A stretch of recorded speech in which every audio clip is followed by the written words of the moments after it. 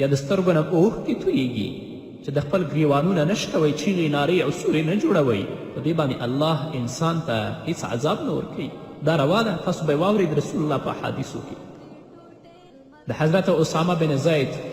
رضی الله تعالی عنه څخه روایت ده چې دا صحیحینو ذکر کړی کله چې د رسول الله صلی الله علیه وسلم لمسۍ مړه شوه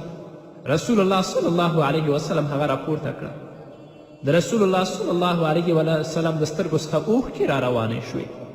حضرت سعد رضی الله تعالی عنه رسول الله صلی الله علیه وسلم ته ویلې ای د الله رسوله دا څه کوي رسول الله صلی الله علیه وسلم ویلې دا رحمت دی چې الله رب العزت د خپلو بندګانو په زړونو کې اچولی دی او یقینا خدای په مهربانه بندګانو باندې رحم کوي نو تش جړل په مړي باندې چې ستاسو سترګو نه اوښکې تویې شي او زړه په دې باندې خفه شي په دې باندې الله رب العزت تاسو نه نیسي بلکې هغه کسان چې په مړو باندې نوحې کوي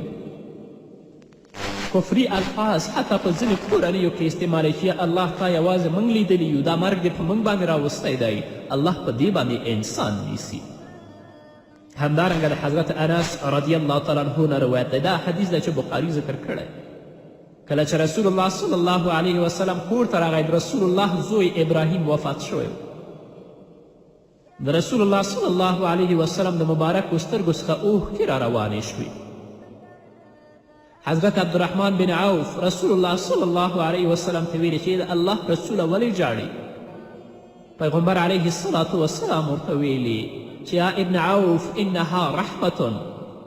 او بیا رسول الله ورته ان العین تدمع والقلب يحزن ولا نقول الا ما يرضى ربنا وآتنا بفراقك یا ابراهیم المحزون ابن عوف ته رسول الله صلی الله علیه وسلم وایي چې ابن عوف دا رحمت دی د دې نه وروسته رسول الله بیا دا خبرې وکړې د سترګو څخه به اوښکې بهیږي زړونه به خفه کیږي هیڅ نه وایو چې الله راڅخه خوښ شي ابراهیمه موږ ستا په جدایي خفه کیږو دا د رسول الله صلی الله علیه وسلم وینا وه نو تاسو هم کولی شئ چې په خپلو مړو باندې خفه شئ او د خپلو سترګو نه اوښکې تویې کړئ لکه څنګه چې محمد رسول الله صلی الله علیه وسلم کړي دي هغه ښځه چې تل لپاره مرثیه وایي په خپلو یا پردیو مړو باندې ژاړي الله رب العزت هغې ته عذاب ورکوي ځکه چې هغه خلک د بېصبري خواته مایلوي او بالاخره هغه هم د کورنۍ خلک ځان سره په ژړا باندې مشغول کړي او هغوی هم پې جاړي او چغې وهي کله خپل ګریوانونه او کله خپل ویښته شکوي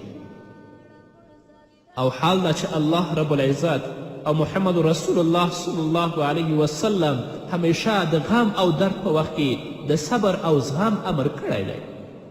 د چوغو او سورو څخه رسول الله صلی الله علیه وسلم الله رب العزت خلق منع کړي دي الله رب العزت فرمایي یا ایها الذین آمنوا استعینوا بالصبر والصلاة ان الله مع الصابرین الله رب العزت فرمایي کسانو چې تاسو ایمان راوړئ په صبر او مانځه سره مرسته ترلاسه کړئ ځکه الله رب العزت تل لپاره هغه د مرسته کوونکو سره مل دی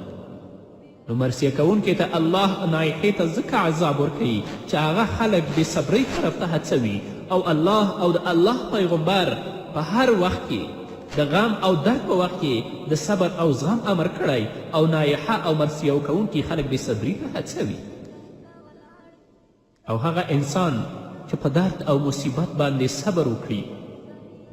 الله رب العزت به نعم البدل ورکړي او الله به هغه ته اجرونه او ثوابونه ورکړي حضرت عایشه رضی الله عنها فرمایي چې محمد رسول الله ویلي ما من مصیبت یصاب بها المؤمن الا کفر الله بها عنه حتی شوکته یشاکها رواه مسلم که مصیبت چې یو کس ته وررسیږي الله رب العزت به بدله ورکوي ان تر دې که د چا په پښه کې ازغی لاړ که مصیبت که چاته ورسیږي د هغې په مقابل کې الله رب العزت هغه بنده د عملنامې څخه یوه ګناه لرې کوي الله هغه ته نیکه بدله ورکوي خو په دې شرط چې د هغه په مصیبت باندې دا صبر وکړي رسول الله صلی الله علیه وسلم فرمایلی دي کله چې د یو کس په کور کې یو ماشوم مړ شي الله رب العزت ملائکو ته وایي چې زما د بنده هغه ماشوم او د زړه ټوټه تاسو ترې واخیستله هغه څه ویلې ملایکې به ووایي چې یا الله هغه د ستا حمد و ثنا ویلې ستا ستاینه یې وکړه او ویې ویل چې انا لله و انا الیه راجعون په رښتیا موږ د خدای ته موږ د الله یو او موږ الله ته ورګرځېدونکي یو. الله رب العزت به ملائکو ته ووایي زما د دې بنده لپاره په جنت کې یو کور جوړ کړئ او نوم یې بیت الحمد کیده. رسول الله صلی الله علیه وسلم په بل حدیث کې فرمایي دا حدیث دی چې بخاري روایت کړی.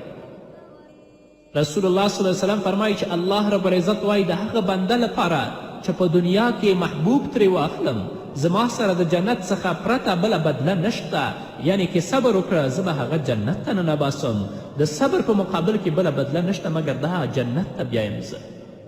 همدارنګه رسول الله صلی الله علیه وسلم فرمایي من سعادت ابن آدم رضاه بما قضى الله ومن شقاوت ابن آدم سخته بما قضى الله تعالی. د آدم بختور زوی هغه کس دی چې د الله په پریکړه باندې خوښ وي او بدبخته هغه کس دی چې د خدای په پریکړه باندې هغه ناخوښ وي او تل لپاره یې نارې او سورې جوړې کړي وي. همدارنګه د حضرت عبدالله ابن عمر رضی الله تعالی عنه څخه روایت دی هغه فرمایي کله چې د مرګ ملائکه د یو کس ساه واخلي بیا په دروازه کې ودرېږي د هغو کسانو سیل او نظاره کوي چې څوک خپل ګریوان څوک د خپل ویښته او څوک د خپلې جامې شکوي او یا څوک چغې وهي. ملایکه وایي تاسې ولې فریاد کوئ او ژاړئ؟ قسم په الله دی که مې ستاسې د یو کس روزي وړي وي یا مې ستاسو د یو کس عمر کم کړی وي او یا مو ستاسو یو سره زیاتی کړی وي.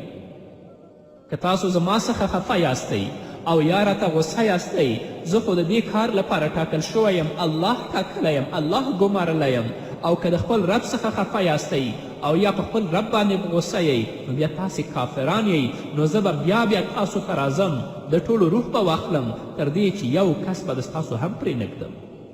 بلکې بهتره خبره دا ده چې انسان د الله په حکم باندې راضي شي. هیڅ ناس بغیر د الله د امر نه مري او اسرائیل بغیر د الله د امر نه د هغه ساه او روح نشي اخیستلی. نو د الله په کړنه باندې راضي شئ. بې ځایه نارې، بې ځایه د ګریوانونو شکول، د مخونو د ویښتونو شکول، د ویښتانو شکول دا په اسلام کې ناروا دي. رسول الله په داسې ښځو باندې لعنت ویلی. الله رب العزت دې موږ ته د نیکو اعمالو توفیق راکړي. الله دې موږ ته د هغو اعمالو توفیق راکړي چې الله پرې راضي کیږي. زموږ د دنیا او د آخرت ژوند پرې ښایسته کیږي. نه هغه اعمال چې په هغه باندې الله موږ نه په دنیا کې ناراضوي او په آخرت کې الله موږ ته عذاب راکړي. الله دې په موږ تاسو ټولو باندې رحم وکړي او د نیکو اعمالو توفیق دې راکړي په دې هیله. نو قدرمنو اورېدونکو دا وه زموږ نننۍ خپرونه چې ستاسو درانه حضور ته وړاندې کړه. تر بلې خپرونې پورې چې زه بیا هم ستاسو درانه حضور ته راځم تاسو ټول په پاک رب سپارم. پاتې ژوند او پاتې ورځم نیکمرغه. پاک الله مو مل شي.